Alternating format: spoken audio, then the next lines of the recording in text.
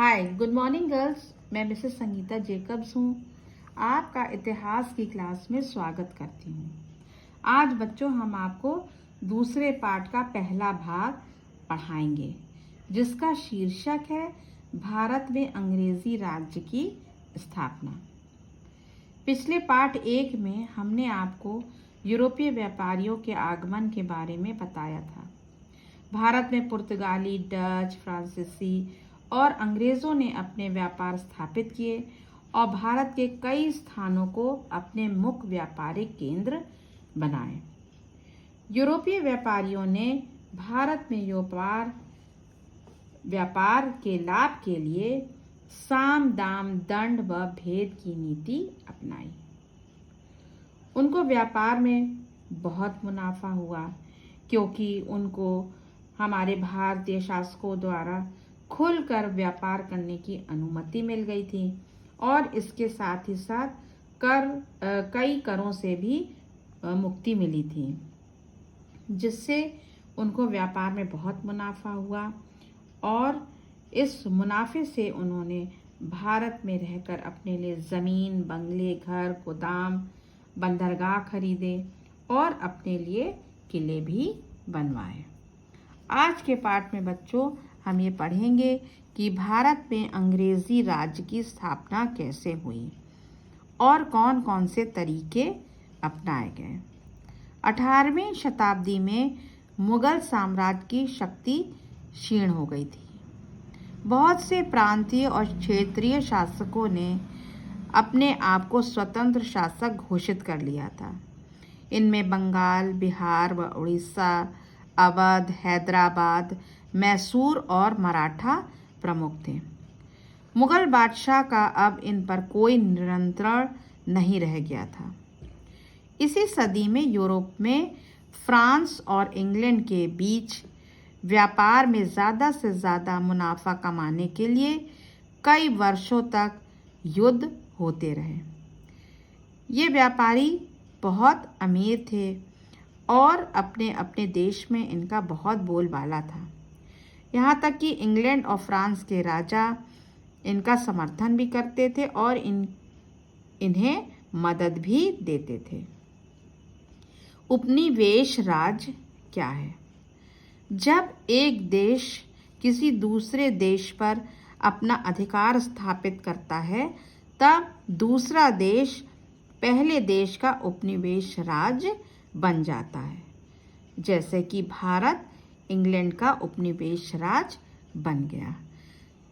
तो इससे क्या हुआ? जब भारत इंग्लैंड का उपनिवेश राज्य बन गया तो इंग्लैंड का भारत पर पूरा अधिकार हो गया और भारत के सभी संसाधनों का वे प्रयोग करने लगे। इससे क्या हुआ कि इंग्लैंड उन्नति करता चला गया और भारत अवनति की ओर जाने लगा। भारत को अंग्रेज़ों ने अपना उपनिवेश राज्य क्यों बनाया? भारत को अंग्रेज़ों ने अपना उपनिवेश राज्य इसलिए बनाया क्योंकि भारत जो है वो कच्चे माल का केंद्र था। तो उसी समय क्या हुआ कि इंग्लैंड में औद्योगिक क्रांति के दौरान कारखाने लग गए थे। तो इसीलिए ये अंग्रेज़ चाहते थे कि भारत में रह करके वो भारत का कच्चा माल अपने देश ले जाएं। जैसे कि वे यहाँ से कपास ले जाते थे और वो इंग्लैंड ले जा कर के उनको कारखाने में डालते थे और फिर कारखानों में बड़ी बड़ी मशीनों में ये कपास कपड़े के रूप में बनकर निकलता था, जिससे वे इंग्लैंड में भारी दामों में बेचते थे और उसको भारत भी लेके आते थे और यहाँ पर महंगे दाम में बेचते थे। अंग्रेज़ भारत में रहकर उन्होंने नील, पटसन, अफीम, गन्ना, चाय, कहवा आदि फसलों को उगवाया। फिर व्यापार की वस्तुओं को एक स्थान से दूसरे स्थान ले जाने के लिए उन्होंने सड़कों का निर्माण करवाया और रेलवे लाइन भी बिछवाई। वे लोहा, कोयला, खनिजों की खदानें खोदना चाहते थे। वह जंगल से लकड़ी का व्यापार भी करना चाहते थे। तो इन सभी कार्यों को करने के लिए उन्होंने जगह जगह अपने अधिकारी रखे, जिससे कि सभी लोगों पर, खास तौर से भारत के लोगों पर, उनका नियंत्रण हमेशा बना रहे। इस चित्र में बच्चों हम देखेंगे कि ये कपास है, कच्चा माल जो कि हमारे भारत में पैदा हुआ है, और फिर ये कच्चा माल कपास यहाँ पे पैक हो रहा है, तौला जा रहा है, और अब ये समुद्र के द्वारा इंग्लैंड भेजा जाएगा। इंग्लैंड में ये कारखानों में जाते थे, जहाँ पर बड़ी बड़ी मशीनों में इनको डाला जाता था और कपड़ा बनकर निकलता था। अब ये तैयार कपड़ा जो है वो यहाँ आप देख रहे हैं, ये अंग्रेज़ एजेंट है और एक ये भारतीय है। तो ये अंग्रेज़ एजेंट भारतीयों को महंगे दामों में बेच देते थे। हमारे जो भारतीय बुनकर थे वो चरखे पे सूत काटकर कपड़ों को बनाते थे, जिसे बनाने में बहुत अधिक समय लगता था, और इस कपड़े की बिक्री भी काफ़ी कम दाम में होती थी। ईस्ट इंडिया कंपनी भारत में रहकर नील, कॉफ़ी और चाय के बागान को लगाती थी, और फिर इन फसलों को वो जहाज़ों के द्वारा इंग्लैंड के कारखानों में भेज देती थी, जैसे कि कपास, चाय पत्ती और नील। तो कपास जो है वो से कपड़ा बन जाता था। चाय पत्ती जो है वो उनकी मशीन में डाल करके बहुत अच्छी फाइन बन जाती थी, फिर वो डब्बों में पैक हो जाती थी। और इसी प्रकार नील जो कि कपड़ा रंगने में काम आता था, वो भी मशीनों में जाकर साफ हो करके और डब्बों में पैक हो जाती थी, जिसे वे भारत में आकर के और यूरोप में भी अधिक से अधिक दामों में बेच देते थे। अपने इस व्यापार को और आगे बढ़ाने के लिए और वस्तुओं को एक स्थान से दूसरे स्थान ले जाने के लिए उन्होंने रेलवे लाइन बिछवाई, सड़कों का निर्माण करवाया और दूर संचार की व्यवस्था भी की। इससे क्या हुआ कि अंग्रेज़ों का व्यापार दिन ब दिन बढ़ता चला गया और मुनाफा भी आगे बढ़ता चला गया। और इसके लिए उन्होंने अपने कुछ अधिकारियों को भी रखा, ताकि वे भारत में रह करके इस व्यापार की देखभाल कर सकें और इसके साथ ही साथ भारत पर उनका वर्चस्व भी कायम रहे। भारत में ईस्ट इंडिया कंपनी और फ्रेंच ईस्ट इंडिया कंपनी, ये दो कंपनियां व्यापार कर रही थी। तो ये दोनों कंपनियां एक दूसरे से लड़ती रहती थी, और एक कंपनी हमेशा ये चाहती थी कि दूसरी कंपनी भारत से चली जाए या मैं उसको खदेड़ कर निकाल दूं। तो इससे इन दोनों कंपनियों को एक दूसरे से हमेशा खतरा रहता था।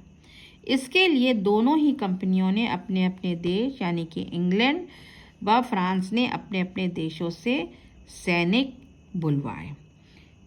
इस चित्र में बच्चों हम देखेंगे कि ये लॉर्ड क्लाइव है, जो कि ब्रिटिश ईस्ट इंडिया कंपनी का गवर्नर जनरल था, और वो मीर जाफ़र से यहाँ पे उनकी मुलाकात हो रही थी। तो ब्रिटिश ईस्ट इंडिया कंपनी का नेतृत्व जो है वो लॉर्ड क्लाइव करने लगे थे, जो कि गवर्नर जनरल थे, और दूसरी तरफ फ्रांसीसी ईस्ट इंडिया कंपनी का नेतृत्व ड्यूप्ले ने किया, जो उनके गवर्नर जनरल थे। भारत के राज और विदेशी कंपनियों की सेना। भारत के राजा और नवाब जो थे वो आपस में एक दूसरे से लड़ते रहते थे, और इस युद्ध में वे कंपनी की सेना से सहायता भी मांगते थे। इससे उस राजा या नवाब की ताकत बहुत बढ़ जाती थी और यूरोपीय सेना का बड़ा दबदबा भी बना रहता था। यूरोपीय सेना जो थी वो बहुत ही शक्तिशाली थी। इस चित्र में आप देखेंगे बच्चों कि ये सेना में सैनिकों की संख्या बहुत अधिक दिख रही है, इनके पास बंदूकें हैं, और फिर आप दूसरे चित्र में देखेंगे कि यहाँ पे तोपें भी हैं जिन्हें वे युद्ध में प्रयोग करते थे। और तीसरे चित्र में हम देखेंगे कि अंग्रेज़ों की सेना जो थी वो कितनी अनुशासित थी, सुसंगठित और सुसज्जित थी। और यहाँ पे प्रतिदिन उनकी ड्रिल होती थी, परेड होती थी। और ये दो सैनिक आपको दिख रहे हैं जो कि उनकी परेड और ड्रिल करवा रहे हैं। तो इन सभी विशेषताओं के कारण जो यूरोपीय सेना थी उनका पलड़ा हमेशा ऊपर रहता था। जो राजा युद्ध में कंपनी से सहायता मांगते थे तो उस सहायता के बदले में वे कंपनी को बहुत सा धन भी भेंट स्वरूप देते थे। और कभी कभी कंपनी के व्यापारी राजाओं से उनके राज्य के एक बहुत बड़े इलाके को भेंट में मांग लेते थे। अब उस इलाके में जितने भी गांव, शहर रहते थे तो कंपनी उन लोगों से कर वसूलती थी, लगान लेती थी, और उस लगान या कर का धन वो व्यापार में व्यय करती थी और या अपनी सेना के ऊपर खर्च कर देती थी, सेना के खर्चे के लिए। अब भारत में रहकर कंपनियों का व्यापार बहुत अच्छा चलने लगा, बहुत उन्नति होने लगी, और उन्होंने भारत में रहकर ज़मीनें खरीदी और कोठियाँ बनवाई और उनकी किलेबंदी भी करी, और इसके साथ वे युद्ध भी लड़ते थे। दक्षिण भारत के कर्नाटक क्षेत्र में 1746 से लेकर के 1763 के बीच 3 युद्ध लड़े गए जिन्हें कि कर्नाटक युद्ध कहा जाता है। इन युद्धों में फ्रांसीसी अंग्रेज़ों से परास्त हो गए थे। राजाओं और नवाबों को अंग्रेज़ों से खतरा। कंपनी ने को भेंट देने और उसकी सेना का खर्चा उठाने में भारतीय राजाओं को बहुत बोझ पड़ने लगा। राजा व नवाब व्यापार के खिलाफ नहीं थे, परंतु भारत के राजाओं और नवाबों को ये बात बहुत ही खराब लगती थी कि उनके ही राज्य में किसी दूसरे देश के लोग सेनाएं रखें, युद्ध लड़ें, किले बनाएं और अपनी सैनिक शक्ति की धाक जमाएं, तथा भारतीय राजाओं को तो वो कुछ समझते ही नहीं थे। इसलिए इन सभी बातों का उनको बहुत बुरा लगा और ये चीज़ें उनको परेशान भी करती थी। ब्रिटिश ईस्ट इंडिया कंपनी का भारत के राजाओं के राज से फ़ायदा उठाना। अब ब्रिटिश ईस्ट इंडिया कंपनी अपना व्यापार कर रही थी और इसके साथ ही साथ कंपनी के कर्मचारी भी अपना निजी व्यापार शुरू कर दिए। वे अपने माल को कंपनी का माल बता कर नहीं चुकाते थे। इस तरह कंपनी भी धनवान होती चली गई और कंपनी के कर्मचारी और अफसर भी मालामाल होते गए। और इतना ही नहीं, हमारे जो भारतीय व्यापारी व सेठ थे जो कंपनी के व्यापार में मदद करते थे, वे भी अपने माल को कंपनी का माल बताकर कर देने से बच जाते थे। इससे क्या हुआ कि कंपनी के आड़ में राज्यों में लूट खसोट, धोखाधड़ी, चोरी चमारी ये सब होने लगी। जो इलाके कंपनी को भेंट में मिले थे उनके किसानों से कंपनी अब बहुत ज़्यादा कर या लगान वसूल करने की कोशिश करने लगी। जब राजा को ये बात पता चली तो उसने इस बात का विरोध किया।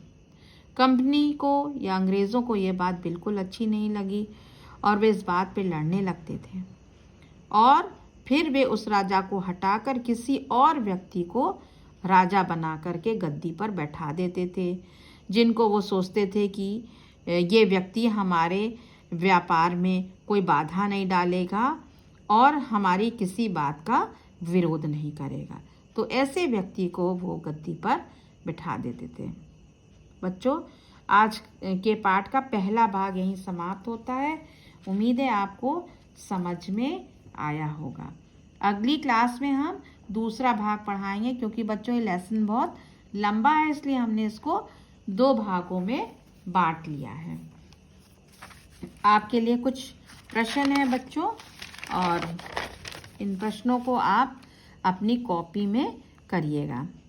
तो पहला प्रश्न है, किन शासकों ने अपने आप को स्वतंत्र शासक घोषित कर लिया था? प्रश्न 2, उपनिवेश राज से क्या तात्पर्य है? प्रश्न 3, ईस्ट इंडिया कंपनी किन फसलों को उगवाती थी?